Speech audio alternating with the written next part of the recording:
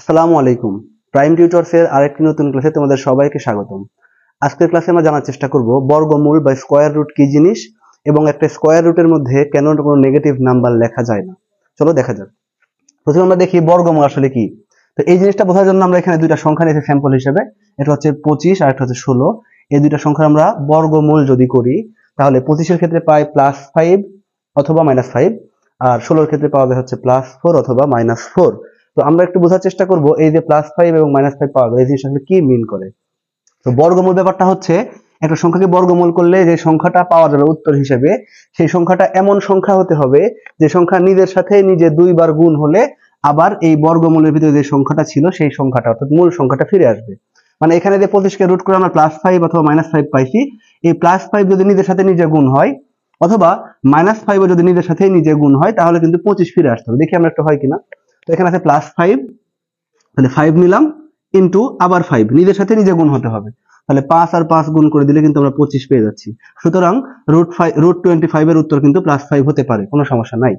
একইভাবে যদি আমরা -5 দিয়ে ট্রাই করে দেখি তাহলে এখানে আছে -5 ইনটু আবার যদি -5 আমরা নিই তাহলে এই মাইনাস মাইনাসে প্লাস এবং 5 আর 5 গুণ করে দিলে কিন্তু এখানে 25 হয়ে যাচ্ছে।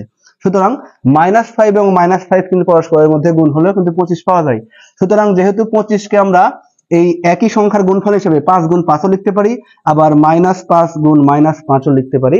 সুতরাং 25 এর বর্গমূল কিন্তু +5 এবং -5 দুটাই হতে পারে। একইভাবে 16 এর ক্ষেত্রেও তাই, আমরা 4 আর 4 গুণ করলেও 16 পেয়ে যাচ্ছি, আবার -4 এবং -4 গুণ করলেও কিন্তু +16 পাই। সুতরাং 16 এর বর্গমূলও কিন্তু আমরা এভাবে +4 অথবা -4 দুইটা লিখতে পারবো। এরকম ভাবে অসংখ্য সংখ্যা পাওয়া যাবে যেগুলোর ক্ষেত্রে মানে আসলে অ্যাকচুয়ালি সকল ধনাত্মক সংখ্যাই কিন্তু এভাবে হয়। সবগুলো ধনাত্মক সংখ্যাকে আমরা এভাবে বর্গমূল করে বের করতে পারবো। তবে সমস্যাটা হচ্ছে যখন আমরা কোনো ঋণাত্মক সংখ্যা নিব বর্গমূলের ভিতরে, ধরো আমরা এখানে রুটের মধ্যে এখানকার এই সংখ্যা যে আছে 25, এটা ঋণাত্মক সংখ্যাটা নিলাম মানে -25। তাহলে এখানে এমন কোন উত্তর পেতে হবে আমার যারা নিজের সাথে নিজে গুণ করলেই এই -25টা আসে। তো খেয়াল করে দেখো, যদি আমরা +5 নিই তাহলে +5 আর +5 গুণ করলে হচ্ছে +25। একটু আগে আমরা দেখলাম +5 মিলে +25। ইভেন -5 আর -5 মিলেও কিন্তু আমরা +25ই পাচ্ছি।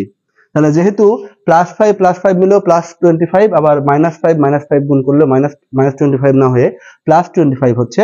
সুতরাং আর কোনো ওয়ে কিন্তু আমাদের হাতে নাই যে জিনিসটা পরস্পরের সাথে নিজে নিজে দুইবার গুণ হয়ে -25 হতে পারে। কোনো সংখ্যাই সম্ভব না, কারণ নিজে নিজে গুণ হয়ে 25 হওয়ার মতো উপায় একটা হচ্ছে 5।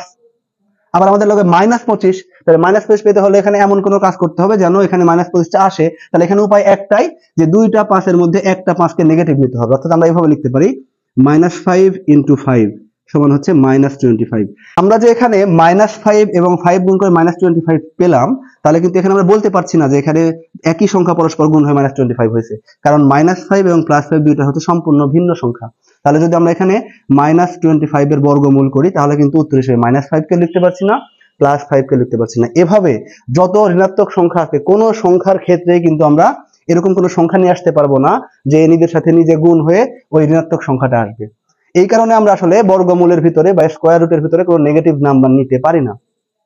একইভাবে শুধু স্কয়ার রুট না, যদি ফোর্থ রুট হয়, মানে এরকম যদি হয় ফোর্থ রুট, এটার ভিতরে যদি আমরা একটা ধনাত্মক সংখ্যা নিই, ধরো আমরা এখানে নিলাম হচ্ছে 16, তাহলে এটার উত্তর পাবো আমরা হচ্ছে +-2।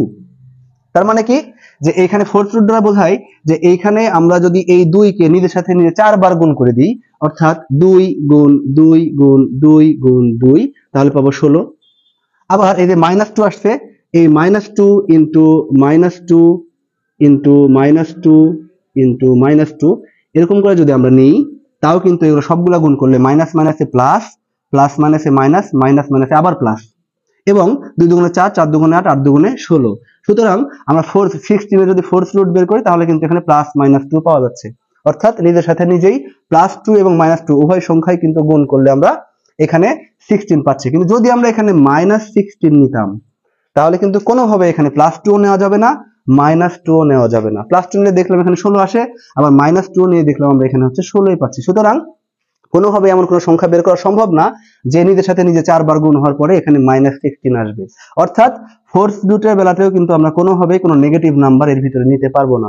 শুধু ফোর্থ রুট না, এরকম square root, fourth root, six root, eight root, যতগুলো আছে মানে এরকম আমরা যদি রুটের পাওয়ার জোড় সংখ্যা পাই সেরকম কোন রুটের মধ্যে কিন্তু নেগেটিভ নাম্বার নিতে পারবো না। কিন্তু আমরা কিন্তু কিউব রুট বা ফিফথ রুট, সেভেন্থ রুট এরকম যখন হচ্ছে বিজোড় সংখ্যা আসবে রুটের পাওয়ার হিসেবে, তখন কিন্তু তার ভিতরে নেগেটিভ নাম্বার আমরা নিতে পারি।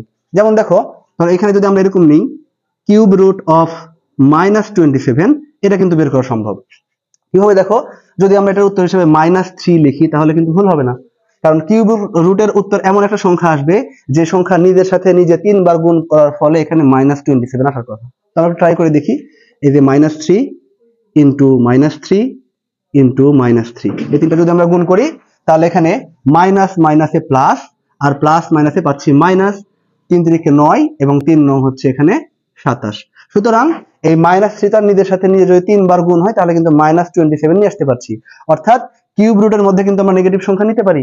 শুধু কিউব রুট না, একইভাবে আমরা ফিফথ রুট, সেভেন্থ রুট এরকম রুটের ক্ষেত্রেও কিন্তু ভিতরে নেগেটিভ নাম্বার নিতে পারবো। অর্থাৎ এক কথা আমরা বলতে পারি, যদি রুটের পাওয়ার জোড় সংখ্যা হয় স্কোয়ার রুটের মতো করে, তাহলে সে সকল রুটের ভিতরে আমরা কোনো নেগেটিভ নাম্বার নিতে পারবো না, এটা ইম্পসিবল। যদি নেগেটিভ নাম্বার থাকে এরকম, এটা কখনোই কিন্তু হবে না। আর যদি এরকম জোড় সংখ্যা না থাকে, যদি বিজোড় সংখ্যা আসে তার ভিতরে যদি আমরা এরকম নেগেটিভ নাম্বার নিই তার উত্তর বের করা সম্ভব। অর্থাৎ বিজোড় সংখ্যক রুট যদি হয় তার ভিতরে নেগেটিভ নাম্বার নেওয়া যাবে, জোড় সংখ্যক রুট যদি হয় তার ভিতরে কিন্তু কোনো নেগেটিভ নাম্বার গ্রহণযোগ্য হবে না। তো আশা করছি তোমরা বুঝতে পারছো কেন স্কোয়ার রুটের ভিতরে কোনো নেগেটিভ নাম্বার ব্যবহার করা যায় না।